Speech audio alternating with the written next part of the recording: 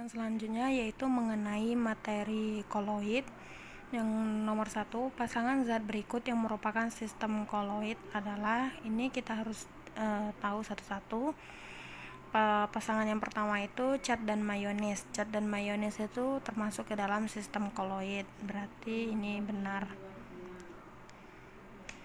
Terus yang pilihan B, cuka dan air garam.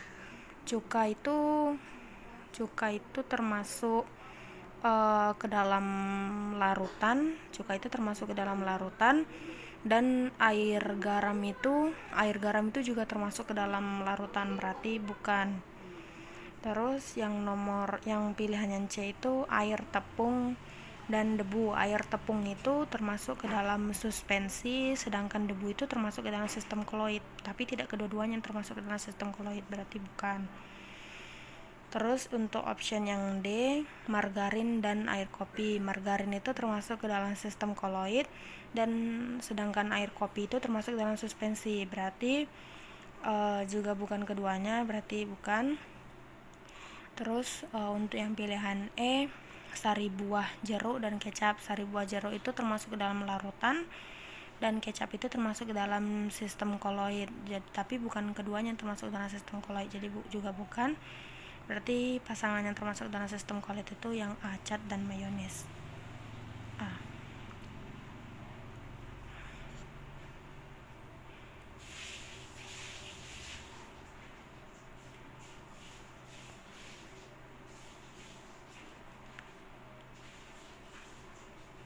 Untuk soal selanjutnya, nomor 2, fase terdispersi dan medium pendispersi dari koloid minyak ikan sama dengan yang terdapat pada di mana minyak ikan itu merupakan termasuk ke dalam dispersi koloid emulsi cair. Emulsi cair memiliki fase terdispersi cair dan medium pendispersi cair. Zat yang juga termasuk ke dalam dispersi koloid emulsi cair adalah santan.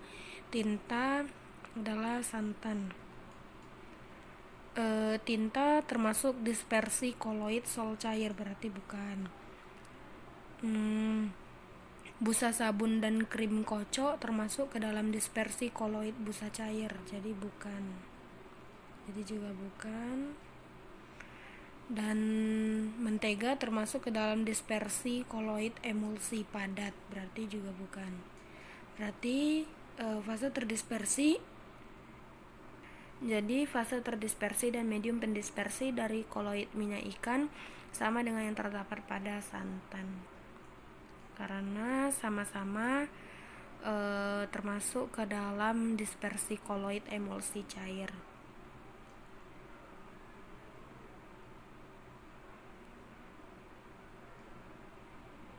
Selanjutnya soal nomor 3, jelly merupakan salah satu koloid yang dibuat melalui cara sebelumnya jelly itu merupakan fase terdispersi cair dalam medium pendispersi padat. Jelly dapat dibuat dengan cara peptisasi, berarti jawabannya itu yang B, peptisasi.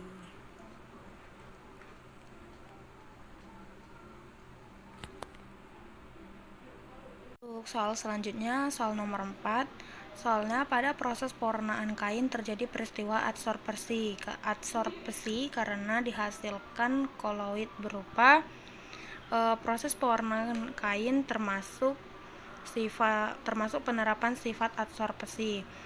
Kain diwarnai dengan cara pencelupan. Kain yang dicelup terlebih dahulu dicampur dengan garam Al2SO4 3 kali. Pada saat dicelupkan ke dalam larutan zat perwarna tersebut akan dihasilkan koloid AlOH 3 kali, sehingga kain akan lebih mudah menyerap warna. Jadi proses pewarnaan kain itu terjadi peristiwa adsorpsi karena dihasilkan koloid berupa AlOH 3 kali, di mana AlOH 3 kali ini berfungsi untuk membuat kain akan lebih menyerap warna, berarti jawabannya D.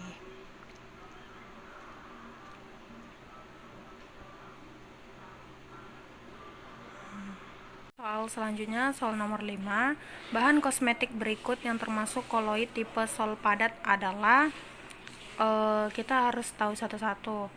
Yang pertama lipstick. Lipstick itu merupakan kosmetik tipe koloid sol padat, berarti ini ya. Masker itu termasuk ke dalam koloid tipe sol cair, berarti bukan. Terus maskara itu juga termasuk ke dalam koloid tipe sol cair, berarti bukan. Sabun cukur itu termasuk ke dalam koloid tipe buih, berarti juga bukan. Dan parfum semprot itu termasuk ke dalam koloid tipe aerosol cair, berarti juga bukan. Berarti kosmetik berikut yang termasuk ke dalam koloid tipe sol padat adalah lipstick, berarti yang A.